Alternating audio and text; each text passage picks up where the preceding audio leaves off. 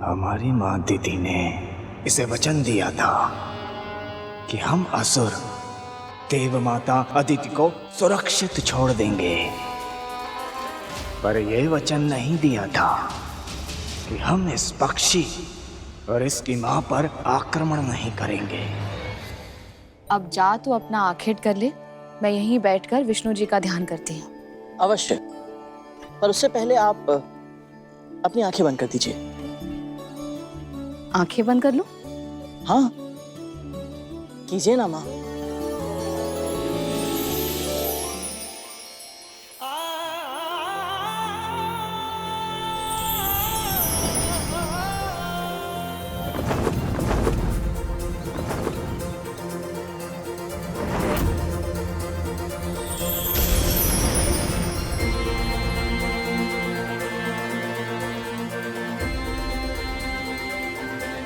माँ,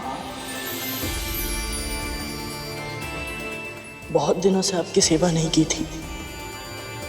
ना आपके लिए जल लाया,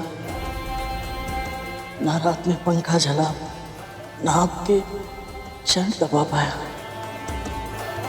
आपकी सेवा के बिना जीवन अधूरा सा लगता है माँ।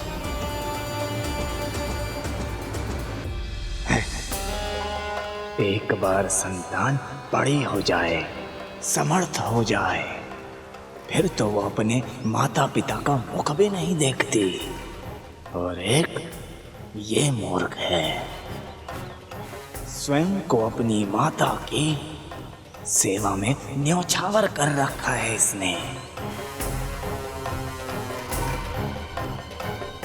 तभी तो हमारे साथ युद्ध में हर समय माँ माँ की रट लगा रखी थी इसने।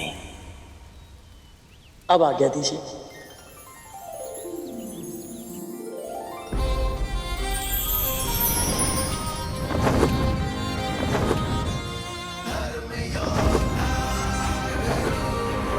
अब मिला प्रतिशोध लेने का अवसर।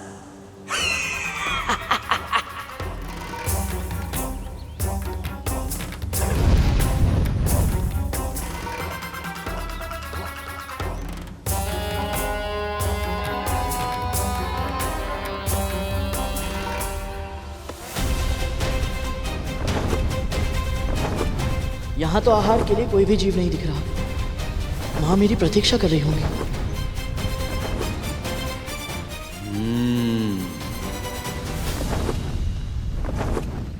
ये मेरी माया का चमत्कार है गरुड़। मैंने सभी जीवों को तुम्हारी दृष्टि से ओझल कर दिया है।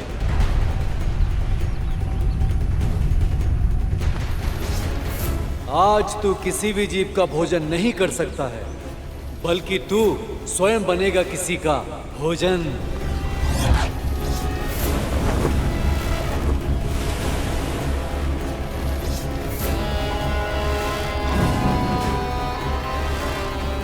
हे भोलेनाथ, हे दीनानाथ, मेरी सहायता कीजिए। हे भोलेनाथ, मेरी सहायता कीजिए। अपने भक्तों पर कृपा कीजिए। हे भोलेनाथ, अपने भक्तों की सहायता कीजिए। हे दीनानाथ, मुझ पर दया कीजिए। तुम कौन? भयभीत मत होइए, मैं आपकी सहायता करने के लिए आया। तुम कौन हो बालक? तुम मेरी क्यों सहायता करना चाहते हो? बस आप यही समझ लीजिए कि मैं भी आप ही की तरह एक भक्त हूँ। और रहा प्रश्न आपकी सहायता करने का, तो मेरी माँ कहती है जब भी परोपकार करने का अवसर मिले तो हिचकिचाना मत। भोलेनाथ, तुम्हें आशीर्वाद दे बालक। बस मेरा एक काम कर दो, इस मटके में जल भरकर मेरी कुटिया तक छोड़ दो। बस इतनी सी बात? मैं अभी गया और अभी आया। लाइए।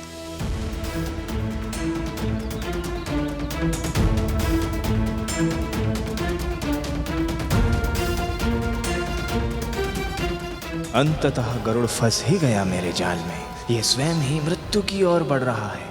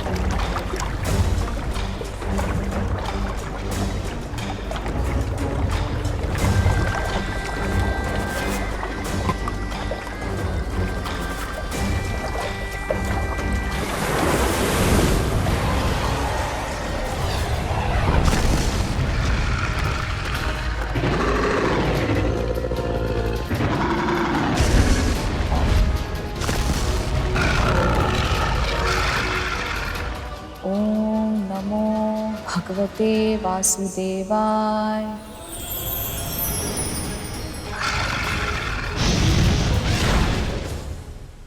ये संघर्ष तेरी मृत्यु की आहट है गरुड़।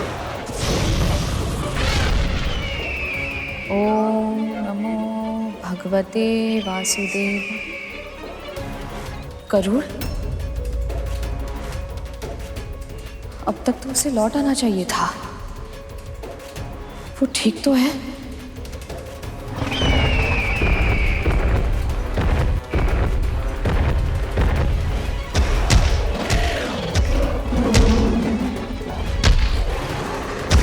कहाँ रह गया?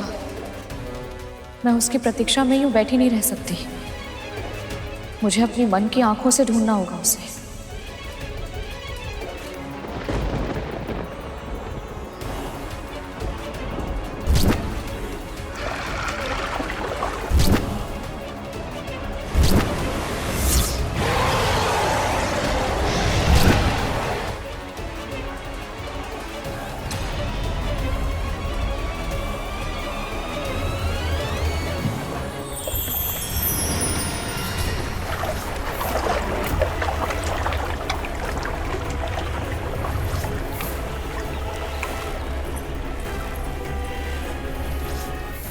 गरुड़,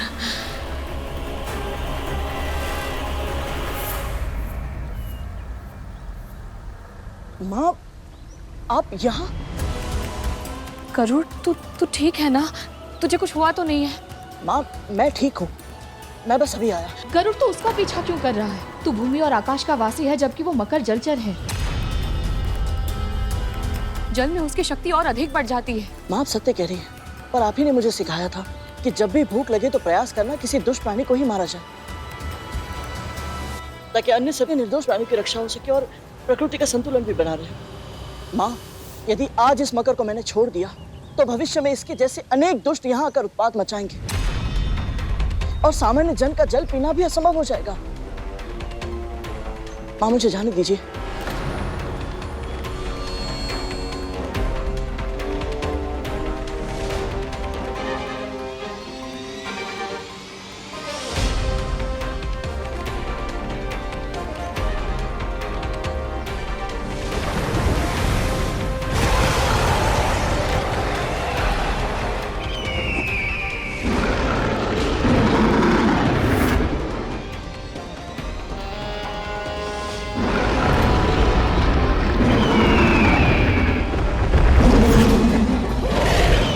यमराज को इतनी प्रतीक्षा मत कराओ मगरराज।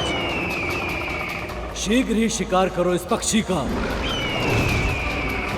मेरे पुत्र की रक्षा कीजिए प्रभु। ओम विष्णवे नमः।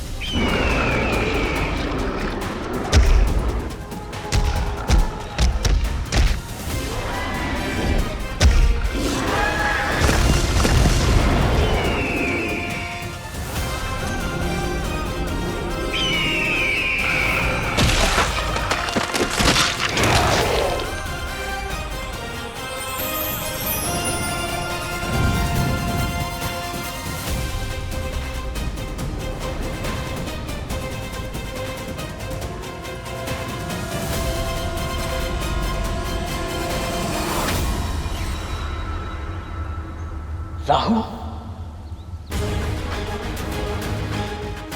तो ये सब इसी का षड्यंत्र था। दुष्टों को कितना भी समझाओ, ना सुधरते हैं ना संभलते हैं।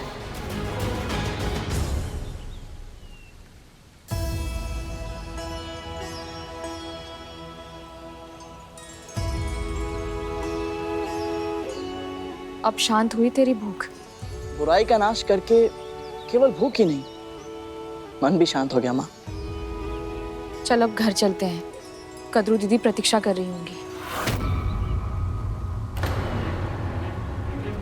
और माँ, वो शेष बातें हम घर चल के करेंगे। गरुड़, चल अब।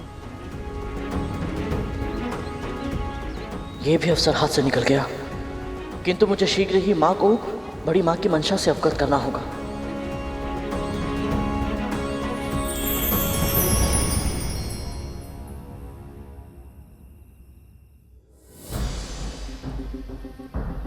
कहाँ रह गए ये दोनों?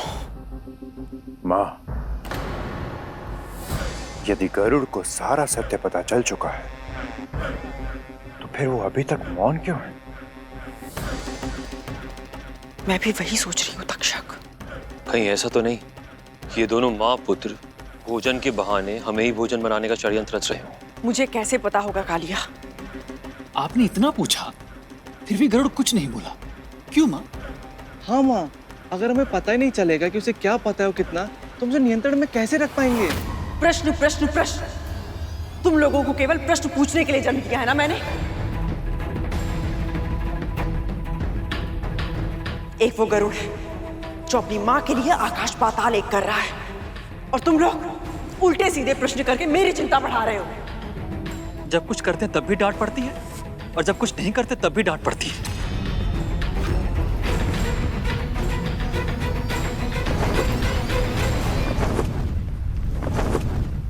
माँ, माँ वो आ गए।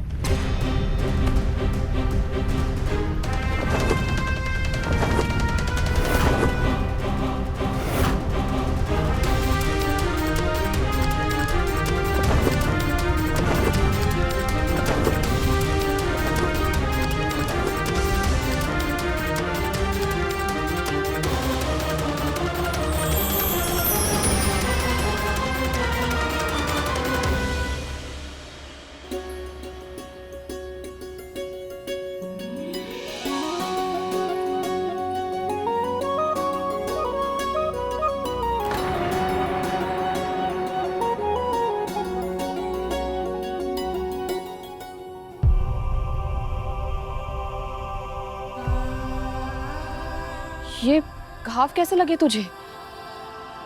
कुछ नहीं माँ, वो आखेट करते समय थोड़े बहुत घाव तो लग ही जाते हैं। मुझसे छुपाएगा? किसी मकर में इतना सामर्थ्य नहीं है कि तुझे घाव दे पाए।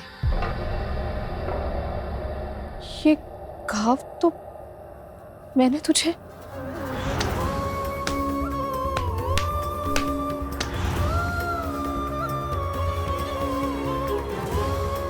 माँ, कुछ नहीं हुआ है मुझे। कैसे नहीं हुआ? तुझसे बिना कुछ पूछे इतना मारा और तू भी चुपचाप मार खाता चला गया। इतने विकट असुरों से युद्ध करके आया, तुझे कुछ नहीं हुआ और मेरे मारने से इतने घाव। ये संसार में किसी के भी प्रहार का कोई भी प्रभाव नहीं पड़ता मुझ पर, और जब आप मारेंगी तो कष्ट तो होगा ना माँ।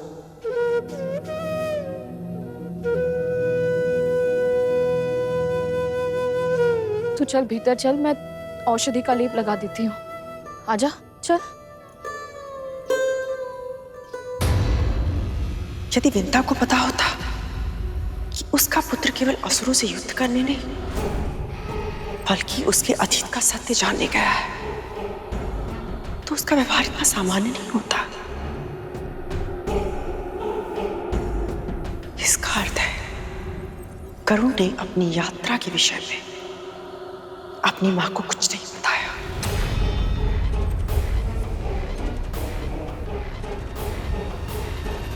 पर क्यों?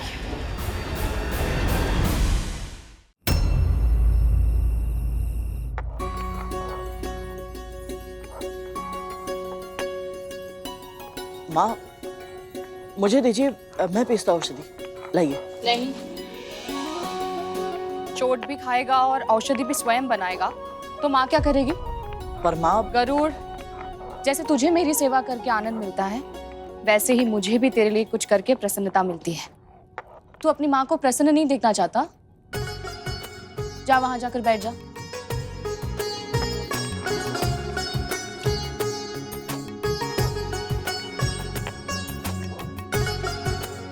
सोचा था भोजन करते समय माँ को अपनी यात्रा के विषय में सब बता दूंगा, पर अवसर ही नहीं मिला। और अब तो बहुत रात हो गई है, माँ भी थक गई होंगी।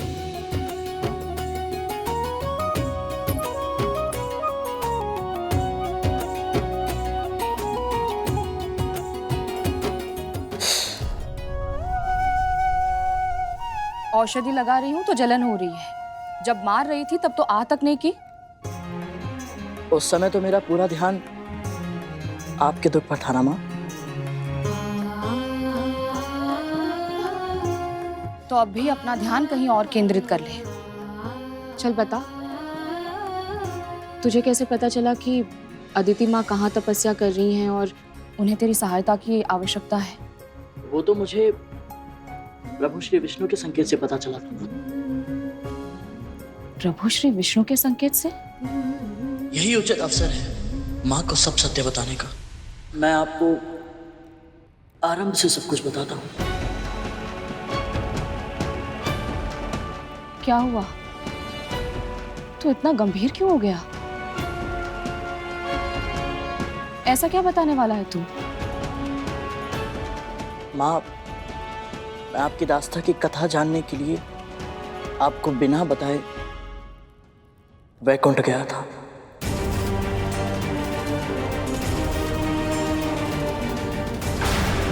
वैकुंठ? पर वहां कोई भी प्राणी इस देह के साथ नहीं जा सकता। यदि माँ का आशीर्वाद साथ हो तो असंभव भी संभव है। माँ, स्मरण है आपने मुझे 7 उर्दू लोगों के बारे में बताया था। मैं एक एक करके सबके पार गया।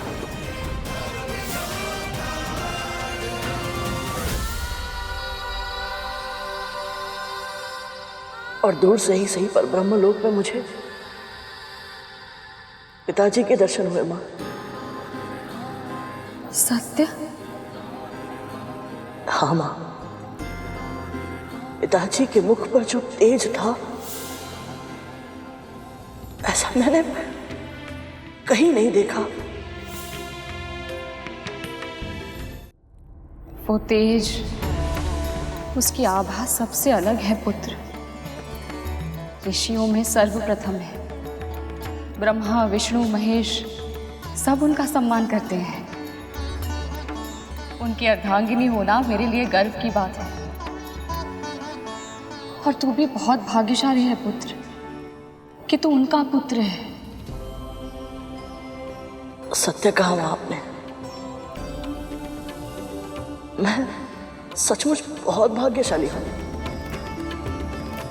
पता है माँ, पिताजी को देखकर जब मैं मंत्रमुग्ध हो गया था तो उन्होंने मुझसे क्या कहा? पुत्र गरुड़, एक बार किसी कार्य को करने का निश्चय कर लो तो फिर मन को भटकने नहीं देना चाहिए। जाओ और अपने लक्ष्य को पूरा करो। इसका अर्थ है स्वामी ने गरुड़ की इस सत्य जानने के लिए की गई यात्रा का समर्थन किया। तेरे पिता सांसारिक विषयों में आसक्त नहीं होते, उनसे उदासीन रहते हैं, पर फिर भी तुझे यात्रा के लिए आशीर्वाद दिया।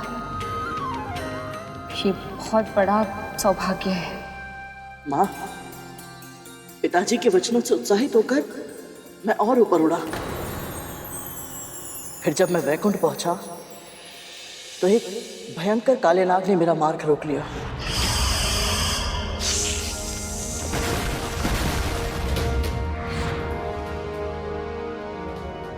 अनंत,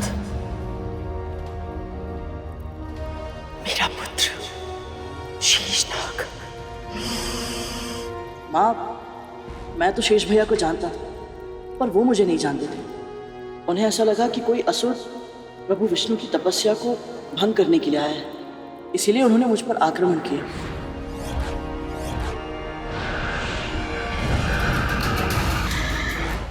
पर फिर एक बार आपने मेरी रक्षा की।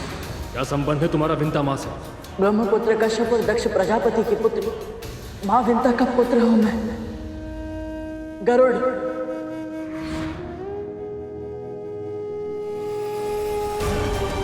शेषनाग ने मेरा पुत्र होते हुए भी इस विंता का साथ दिया।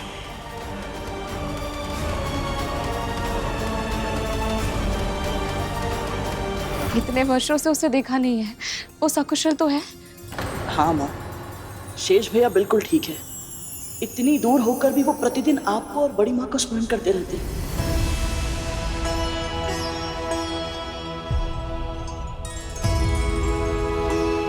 और पता है माँ, प्रतिदिन वो प्रभु विष्णु से भी पहले बड़ी माँ का नाम लेकर अपना दिन आरंभ करते हैं।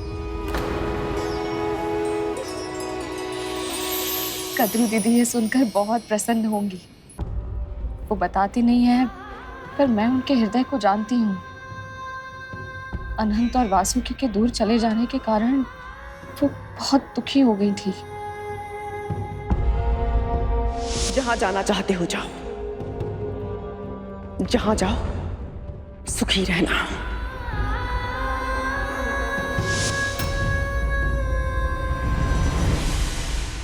बड़ी माँ और आपके आशीर्वाद से शेष भैया की तपस्या सफल हो गई थी माँ, और वो वैकुंठ भी पहुंच गए थे।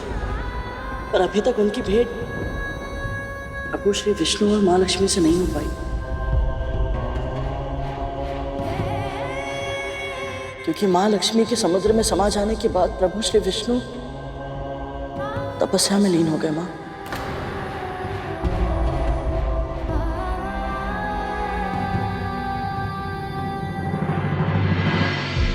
क्या प्रभु विष्णु के दर्शन मिले तुझे? दूर से ही सही, पर मुझे प्रभु विष्णु के दर्शन मिले माँ। तो बोल ना, कैसे दिखते हैं मेरे प्रभु? उनके निकट होने पर जिस दिव्यता, जिस पवित्रता का आभास होता है, उसका वर्णन शब्दों में करना संभव है माँ। और आपका आदेश है तो प्रयास अवश्य करूंगा।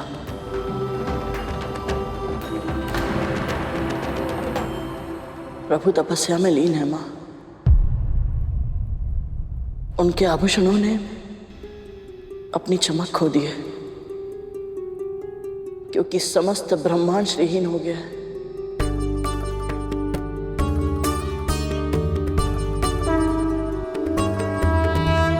ऐसी स्थिति में भी उनके व्यक्तित्व से ऐसी आभा प्रकट होती है माँ, जिसमें सहस्त्र सूर्यों से भी अधिक प्रकाश है, पर ना तपन है, ना जलन, बस शीतलता है। सौम्यता की अद्भुत शीतलता।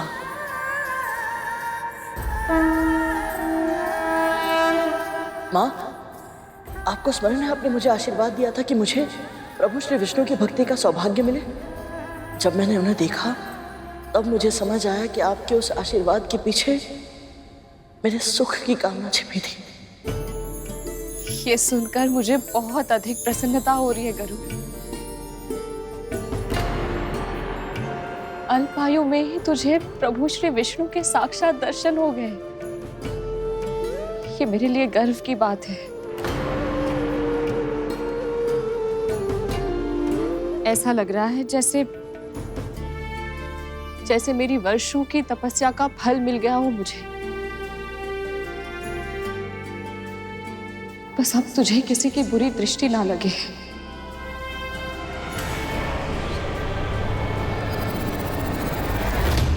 कब तक ये इधर उधर की बातों में समय नष्ट करता रहेगा? मुझे तो बस ये जानना है कि शेषनाग ने इसे मेरे और विंता के बारे में क्या बताया है।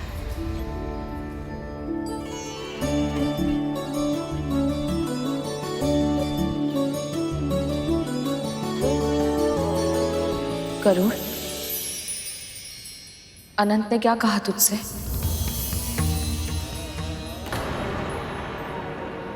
एक ना एक दिन तो सत्य सामने आना ही है पुत्र।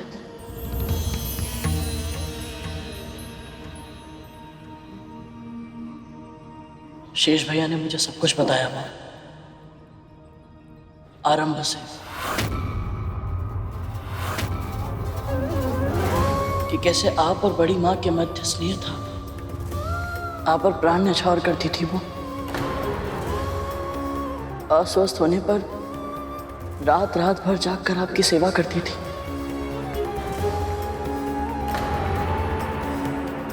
पर जिस दिन महर्षि दुर्वासा ने अपनी परिजात माला उनके स्थान पर आपको दे दी,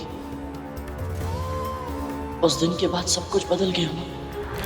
इसे जो धारण करेगा उसे ऐसी प्रतापी संतान प्राप्त होगी जिसके नाम और यश की कीर्ति समस्त ब्रह्मांड में फैलेगी।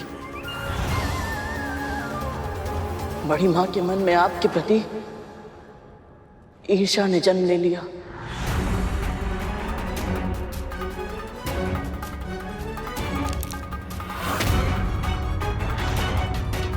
और मैं समझ ही नहीं पाई। अवगुण ऐसे ही होते हैं माँ, समय रहते हम उन्हें पहचान नहीं पाते। कभी कभी हम स्वयं उसका शिकार बन जाते हैं और हमें आभास भी नहीं होता।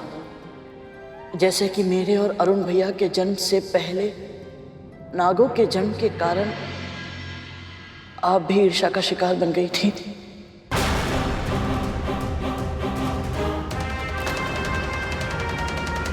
और आपको पता भी नहीं चला था।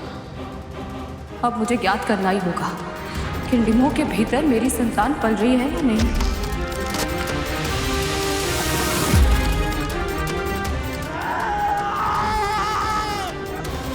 मैंने अरुण के डिम के साथ जो पाप किया था, इसे उसके बारे में पता है।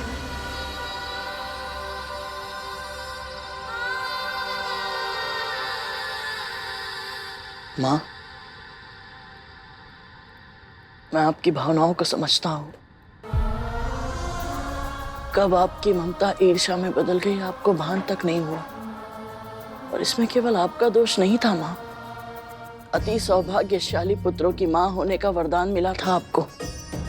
और इससे बड़ी माँ असुरक्षित अनुभव कर रही थी और इसीलिए उन्होंने आपके मस्तिष्क में संदेह के इतने बीज बो दिए कि आप ठीक से कुछ समझ ही नहीं पाई। और फिर जब क्रोध में आकर अरुण भैया ने आपको भीषण श्राप दिया, आपने उसे अपनी नियत ही मान लिया। फिर आपने जो किया उसके कारण अपराध बोध में आप इतनी अधिग्रस्त हो गई थी माँ कि उचित निर्णय लेने में असमर्थ हो गई थी। इसीलिए बड़ी माँ के बिछाए हुए जाल को आप देख नहीं पाए और बस उसमें फंसती चली गई। और फिर अरुण भैया के अर्ध विकसित स्वरूप में जन्म लेने का पूरा दायित्व आपने अपने ऊपर ले लिया और बहुत ही शीघ्र बड़ी माँ को क्षमा कर दिया, जबकि बड़ी माँ क्षमा के योग्य ही नहीं थी। जो हुआ उसके लिए मैं कद्रू दीदी को दोष नहीं देती, त्रुटि तो मेरी है ना।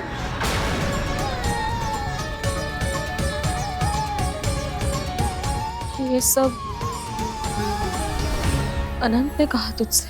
नहीं माँ, शेष भैया को तो अरुण भैया के जन्म के बाद की घटनाओं के बारे में कुछ पता ही नहीं है।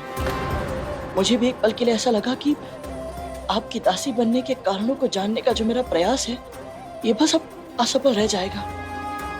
पर प्रभु श्री विष्णु ने मुझे संकेत दिया कि मैं अदिति माँ के पास जाऊं।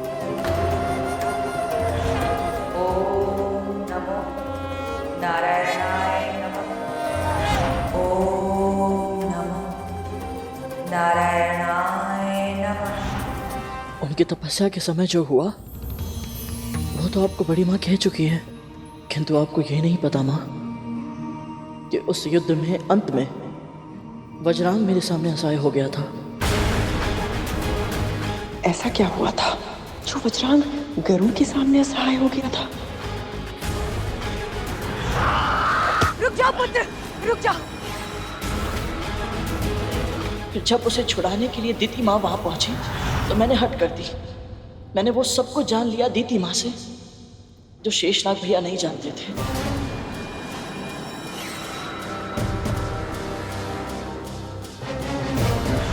जब तक हमें उसके सामर्थ्य का अनुमान पूर्ण रूप से नहीं लग जाता, हमें विंता को जीवित रखना होगा।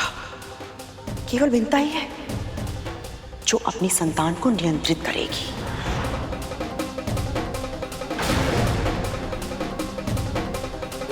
तो दीति ने बताया है इसे मेरा सत्य।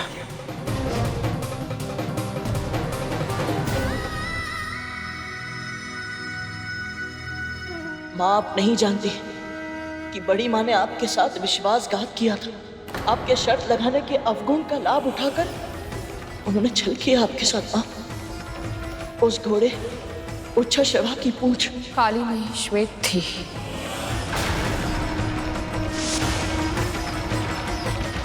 और ये सिद्ध करने के लिए उनके पुत्र नाग के रूप में उसकी पूंछ से लिपट गए थे। अर्थात आपको पता था कि आपके साथ छल हुआ है?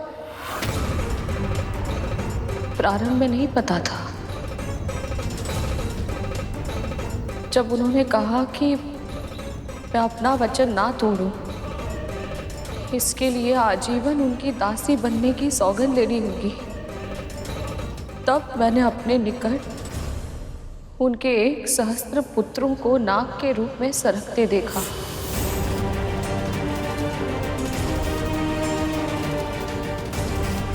तभी मैं समझ गई थी कि कद्रू दीदी वो शर्त कैसे जीती थी।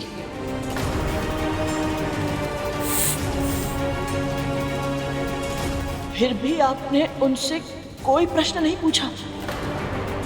वो शर्त आप जीती थी माँ, फिर भी आपने उनकी दासी बनना स्वीकार क्यों किया? ये तो मैं भी जानना चाहती हूँ विंता, कि मेरे छल के बारे में जानकर भी तू मेरी दासी क्यों बनी? क्योंकि ये मेरा पश्चाताप था।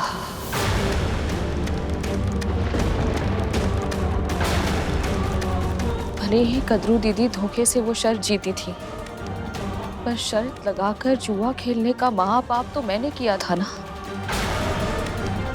और ये पहली बार नहीं था, उससे भी पहले कई बार केवल आनंद के लिए कुछ दांव पर लगाकर युद्ध क्रीड़ा करना मेरा स्वभाव बन चुका था गरुड़। यदि उस दिन भी मैं शर्त जीतने का प्रयास करती तो मेरा पाप और अधिक बढ़ जाता। मैं नहीं चाहती थी कि मेरे दूसरे पुत्र के जन्म के समय मुझ में कोई कमी हो। अर्थात इसलिए विंता जानबूझकर शर्त हारी थी? यदि माँ में ही अवगुण होंगे तो पुत्र से धर्म के अनुसार कर्म की अपेक्षा कैसे की जा सकती है? मैं स्वयं को सभी अवगुणों और विकारों से मुक्त करना चाहती थी, ताकि मैं तेरे सम्मान की अधिकारी बन सकूं।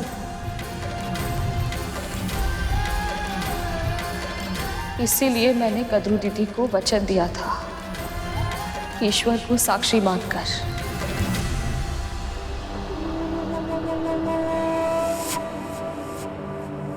तू जानता है, मेरा वचन ही मेरा सत्य है और मेरा सत्य ही मेरा धर्म।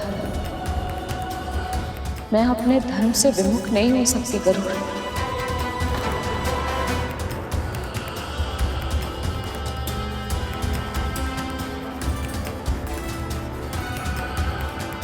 और माँ, पश्चाताप के लिए पूरा जीवन एक दासी के रूप में क्यों? इस विषय में मुझे कोई बात नहीं करनी। तू जानना चाहता था ना तेरी माँ दासी कैसे बनी, तो वो तू जान चुका है। अब ये भी मान ले, तेरी माँ अपने प्राण त्याग देगी पर अपना धर्म कभी नहीं त्यागेगी और ना ही अपना वचन तोड़ेगी।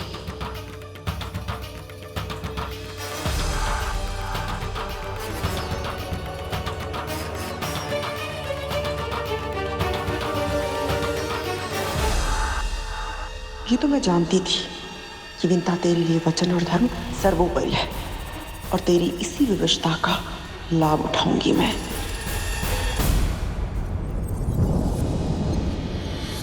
अब तू जाकर सो जा, मुझे भी विश्राम करने दे।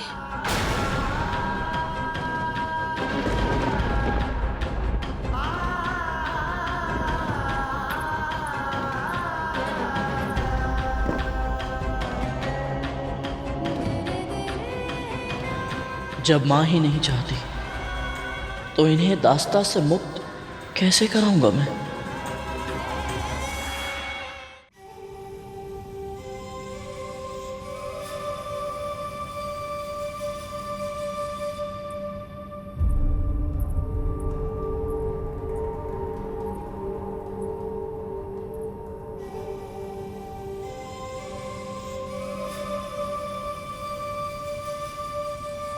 चिंता मत कीजिए दीदी,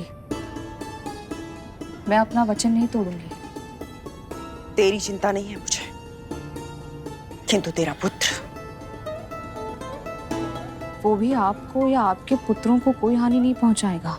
तू इतने विश्वास के साथ कैसे कह सकती है? जब तेरा पुत्र तुझे बिना बताए वैकुंठ जा सकता है, असुरों के साथ युद्ध कर सकता है, तो वो कुछ भी कर सकता है। बहुत शक्तिशाली है वो और उत्तरदायी भी है। वो अपनी शक्ति का प्रयोग किसी अनुचित कार्य के लिए कभी नहीं करेगा। उसमें मेरे संस्कारों के साथ साथ अपने पिता के गुण भी हैं। देखिए उसे, इतना कुछ जानने के बाद भी कितनी शांति से चैन की नींद सो रहा है। दीदी, हम दोनों उन महर्षि कश्यप की पत्नियां हैं जो जल में रहकर भी कमल की तरह निरासक्त हैं। जैसे कमल जल के भीतर रहकर भी जल की एक बूंद से भी अछूता रहता है, वैसे ही हमारे स्वामी भी सांसारिक विषयों से विमुख रहते हैं।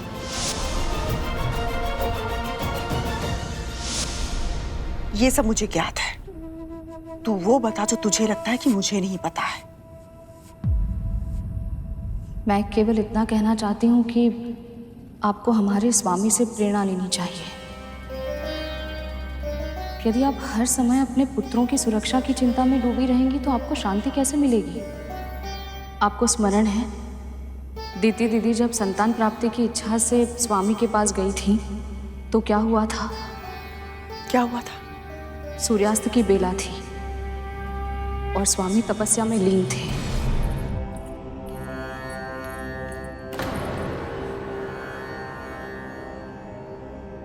कहिए देवी। कल्याण। स्वामी, मुझे अदिति दीदी की तरह संतान चाहिए। तथास्तु। स्वामी, मुझे अभी चाहिए। अभी? अभी तो सूर्यास्त हुआ है देवी, और यह उचित समय नहीं है संतान धारण करने के लिए। इस बेला में संतान धारण करने से उनमें तामसिक गुण आ जाते हैं देवी, और बड़े होने पर उनमें दुष्ट प्रवृत्ति पूरी तरह से छा जाती है। नहीं स्वामी, नहीं, मैं प्रतीक्षा नहीं कर सकती। पति के समय पर पत्नी का भी कुछ अधिकार अवश्य होता है, और पति पत्नी के संबंधों में पत्नी की इच्छा का सम्मान होना चाहिए। स्वामी, यदि यही आपकी इच्छा है देवी, तो हम अपने कर्तव्य का पालन अवश्य करेंगे।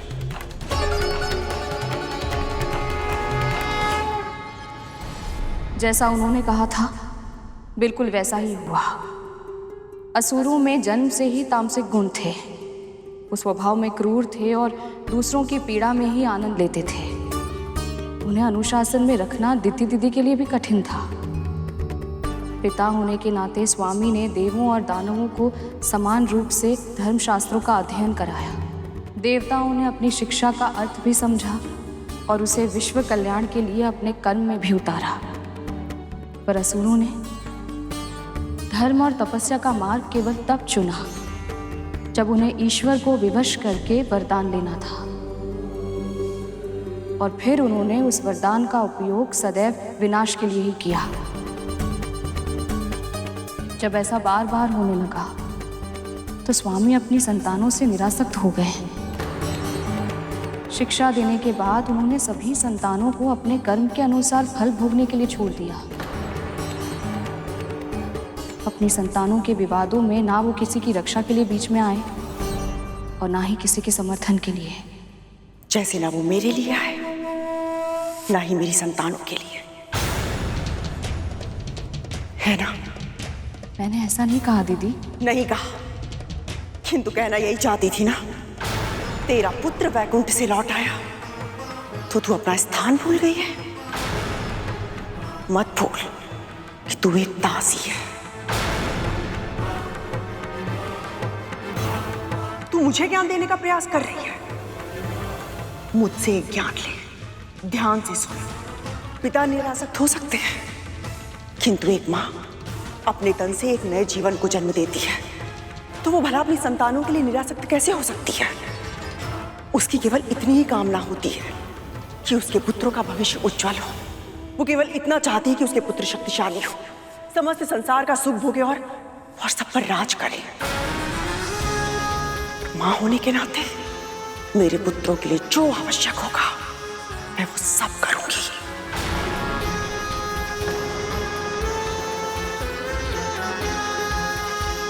पर दीदी, महारानी हूं मैं। इसके पहले कि मेरी क्रोध की सीमा पार हो, चली जाए यहां से।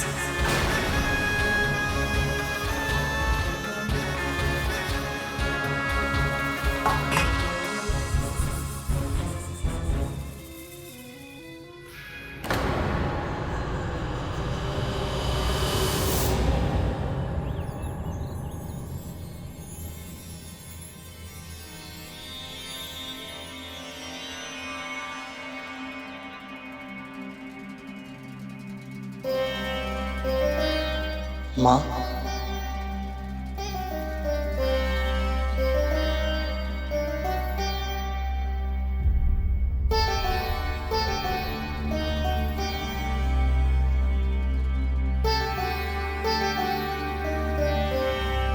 महारानी,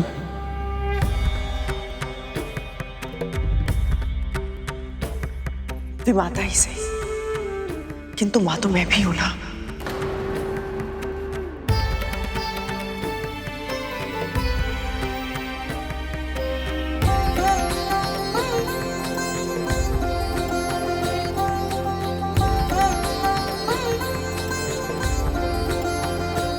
क्या देख रहा है तू? अपना सौभाग्य। मैं उन्हें देख पा रहा हूं जिन्हें देखना दुर्लभ है। मुझे प्रभु श्री विष्णु के दर्शन मिल रहे हैं महारानी।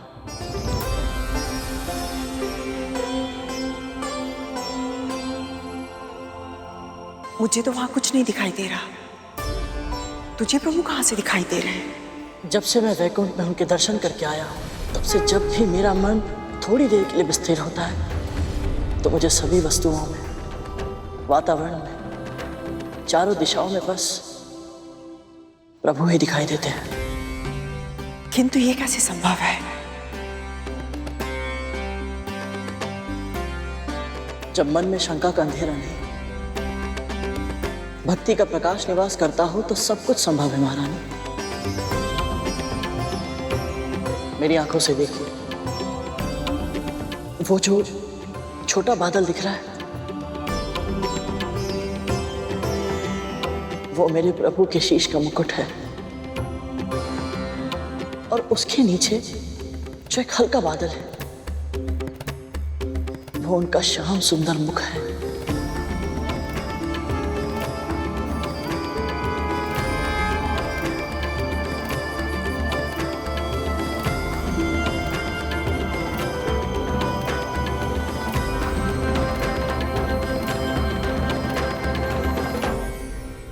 ब्रह्मा ने सृष्टि की रचना की, शिव उसके लयंकर है, जिनमें सब लय हो जाता है।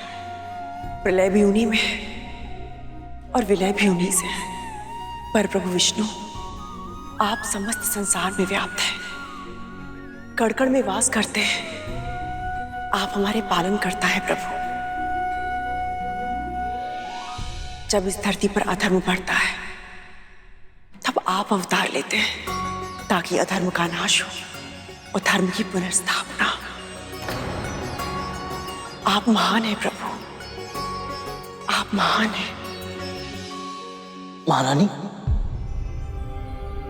आप श्री नारायण के बारे में इतना कैसे जानती हैं? तुझे क्या लगता है बस तेरी माँ को ही नारायण के बारे में पता है? मेरी तरह महारानी भी दक्ष पुत्री है। प्रभु भक्ति हमारे पूरे परिवार की रंगों में रक्त की तरह बहती है। एक सत्य बताऊं तुझे, बचपन में विष्णु जी के पहले अवतार की कथा इन्होंने ही सुनाई थी मुझे।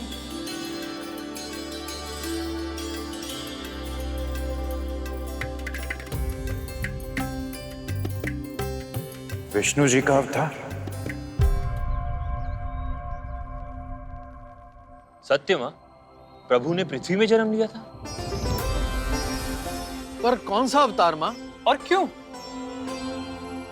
प्रभु विष्णु कहते हैं, जब जब धर्म की हानि होती है और अधर्म की वृद्धि होती है, तब तब सत्पुरुषों का उद्धार करने के लिए, पापियों का विनाश करने के लिए और बुराई को मिटाने के लिए तथा धर्म की पुनर्स्थापना करने के लिए वो प्रकट होते हैं।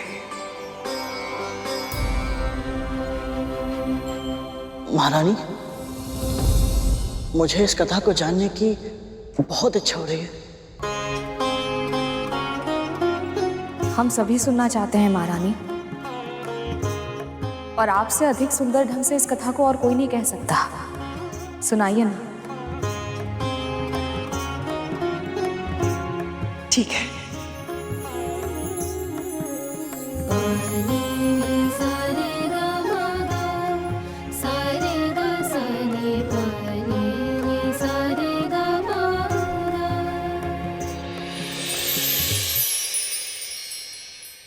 त्रिदेव अर्थात ब्रह्मा विष्णु महेश एक साथ समन्वय में अपना अपना कार्य करते हैं ताकि ये संसार सुचारू रूप से चल सके। मानव के समय के अनुसार 6 माह का एक अयन होता है, वर्ष में 2 अयन होते हैं, उत्तरायण और दक्षिणायन। एक उत्तरायण देवताओं के लिए 1 दिन के बराबर होता है और एक दक्षिणायन 1 रात्रि के बराबर। इसी प्रकार जब देवताओं के 12 सहस्त्र दिव्य वर्ष पूरे होते हैं तब पूरा होता है चतुर्युग। चतुर्युग? 4 युग अर्थात सतयुग, त्रेता युग, द्वापर युग और कलयुग। ऐसे 1 सहस्त्र चतुर्युगों के बराबर ब्रह्मा जी का 1 दिन होता है और वो दिन समाप्त होने पर नैमित्तिक प्रलय होती है। समस्त सृष्टि का विनाश हो जाता है। भूलोक, भूर्वलोक, स्वर्गलोक सब नष्ट हो जाते हैं। और इस महाप्रलय के बाद ब्रह्मा जी के 1 दिन के बराबर उनकी 1 रात्रि होती है। और ये रात्रि बीतने के बाद सृष्टि के विकास की यात्रा फिर से प्रारंभ होती है। फिर से नया जीवन जन्म लेता है। फिर से संसार 4 युगों में बंटता है और ये समय का क्रम यूं ही चलता रहता है लगातार, जब तक ब्रह्मा जी के 100 वर्ष पूरे नहीं हो जाते तब तक। हे ईश्वर, समय इतना विशाल है, इतना वृहद है, इसकी तो कल्पना भी नहीं थी मुझे। सचमुच में पृथ्वी का ऐसा विभाजन, सृष्टि की ये यात्रा अद्भुत है। विकास, विनाश, सृष्टि और संहार, ये जीवन का अटल नियम है। समय समय पर इन्हें होना ही होता है, तभी तो संसार का संतुलन बना रहता है। ऐसे ही एक समय आया था प्रलय का, जब धरती पे महाराज सत्यव्रत शासन कर रहे थे। ओम सूर्य देवाय नमः। ओम सूर्य देवाय नमः। महाराज सत्यव्रत, मत्स्य, मुझसे तुम बात कर रहे हो? जी महाराज, मैं आपकी शरण में, मेरी रक्षा कीजिए। सत्यव्रत अपने धर्म का पालन अवश्य करेगा। ऐसा कहकर महाराज सत्यव्रत ने उस मत्स्य को अपने कमंडल में रख लिया।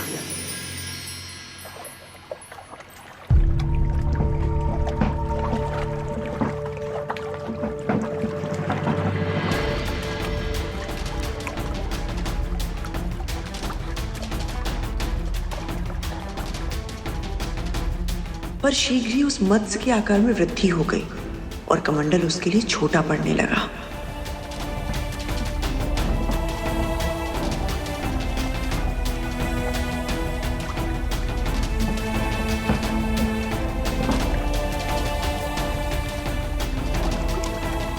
तब महाराज को एक बार फिर उस पर दया आई और उन्होंने उस निरीह प्राणी को कमंडल से निकालकर एक बड़े पात्र में डाल दिया।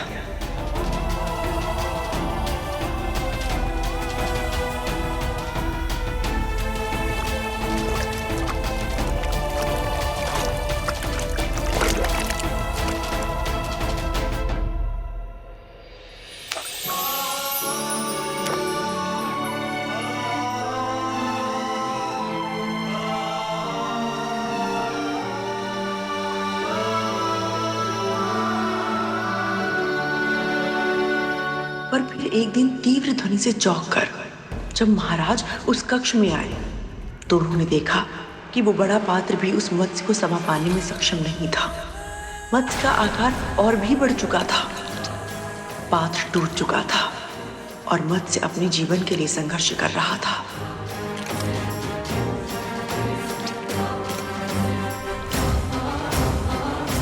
अब महाराज के सामने उसे समुद्र में पहुंचाने के सिवा और कोई चारा ना था। जैसे ही मत्स्य ने उस अनंत जलराशि वाले समुद्र में प्रवेश किया, अचानक वातावरण बदल गया। बिजली कड़कने लगी, बादल गरजने लगे, अंधकार और प्रकाश के संयोग से अलौकिक दृश्य छा गया और महाराज सत्यव्रत को उस मत्स्य की महिमा का आभास हो गया। आप कोई साधारण मत्स्य नहीं हैं, अवश्य ही कोई दिव्य आत्मा है। अपना सच्चा स्वरूप दिखाने की कृपा कीजिए देव।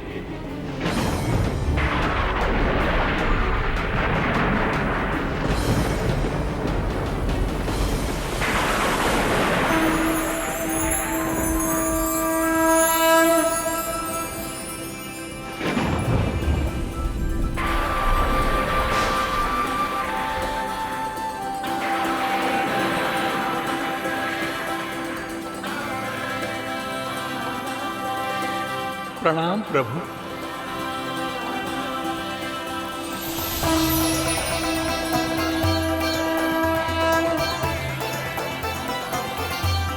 हे राजन, ये समस्त संसार 7 दिन के बाद नष्ट हो जाएगा। असुर हयग्रीव ने वेदों को चुरा लिया, अज्ञान की कालिमा और उससे उत्पन्न हुई दुष्टता चारों ओर फैल गई है।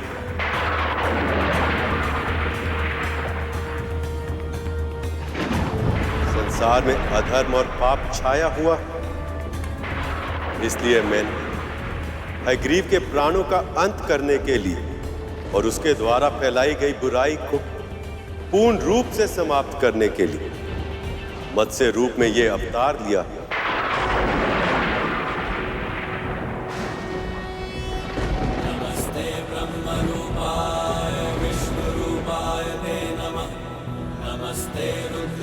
आज से ठीक 7वें दिन पृथ्वी पर विनाश का तांडव होगा।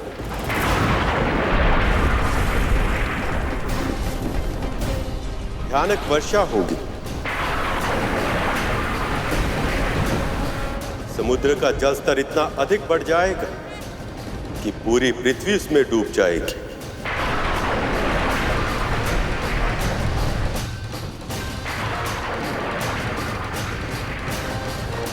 ऐसा विध्वंस होगा कि 10 दिशाओं में जल के अतिरिक्त और कुछ दिखाई नहीं देगा। इसलिए हे राजन, आपको एक ऐसी विशाल नाव का निर्माण करना होगा जिसमें सभी प्रकार के वृक्षों, वनस्पति के बीजों, जड़ी बूटियों, पशु पक्षियों और सप्तऋषि आदि को उस नाव में एकत्रित करना होगा और उसके बाद उस नाव को मेरे मत्स्य अवतार के साथ बांधना होगा ताकि प्रलय काल में मैं आप सबकी रक्षा कर सकूं।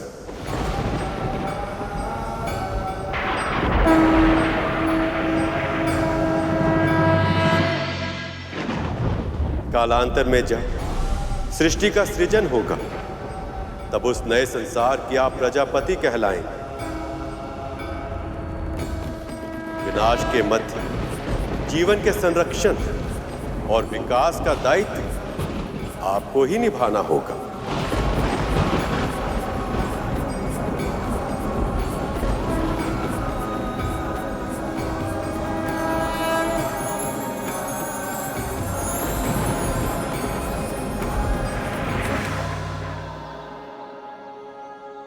माँ, तो प्रलय थी कैसे? और माँ विष्णु जी ने मत्स्य अवतार लेकर सबको मृत्यु के मुख से सुरक्षित बाहर कैसे निकाला, ये भी बताइए ना। प्रभु विष्णु के आदेश से प्रेरणा पाकर महाराज सत्यव्रत ने एक विशाल नाव बनाई। तभी अचानक वातावरण बदलने लगा। सूर्य की किरणें बरसने लगी और उसके भीषण ताप के प्रभाव से पेड़ पौधे जलने लगे। हैग्रीव चारों वेदों के साथ समुद्र में छुपा था। तभी प्रभु विष्णु आधे मानव और आधे मत्स्य अवतार में उसके सामने आए। उन्हें देखकर हैग्रीव उनकी दृष्टि से ओझल होने का प्रयास करने लगा, किंतु मत्स्य की गति अधिक थी। वो जिस दिशा में जाता, मत्स्य उनके सामने आ जाता। अब असुर घबराने लगा। शीघ्र ही ज्वालामुखी फटने लगा। पिघला हुआ लावा अपने मार्ग में आने वाली हर वस्तु को जलाने लगा। पहाड़ों पर हिम पिघलने लगी और फिर आई हिम की आंधी। उधर हैग्रीव उस विशाल मत्स्य को देखकर चिंतित था। अपने दिव्यास्त्रों से बार बार वो उन पर प्रहार करने लगा। तभी मत्स्य ने अपना मुंह खोला और सारे तीर, भाले, अस्त्र शस्त्र सब अपने मुख में समा लिए। ये देखकर हैग्रीव व्याकुल हो उठा। उसके हाथ से छूटकर चारों वेद नीचे गिरने लगे। इसके पहले कि समुद्र तल की गहराइयों में वो सदैव सदैव के लिए खो जाते, मत्स्य ने गोता लगाकर उन्हें अपने मुख में रख लिया। क्रोधित हैग्रीव उन पर आक्रमण करने का प्रयास कर रहा था। तभी प्रभु ने मत्स्य अवतार लेकर एक ही बार में उस असुर का पेट चीरकर उसका वध कर दिया। हैग्रीव का वध होते ही अन्य पशु, राक्षस, दानव और बुरी शक्तियां तड़प तड़प कर अपने प्राण त्यागने लगी। धरती पापियों के बोझ से मुक्त हो गई थी।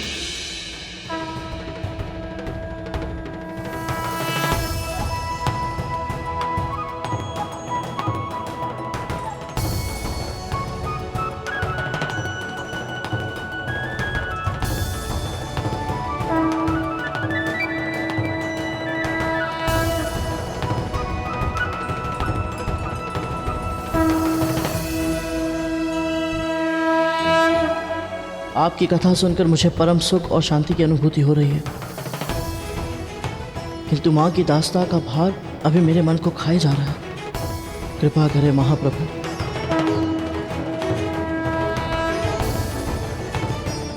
मेरी माँ को इस दास्ता से मुक्त कराने में मेरी सहायता करें।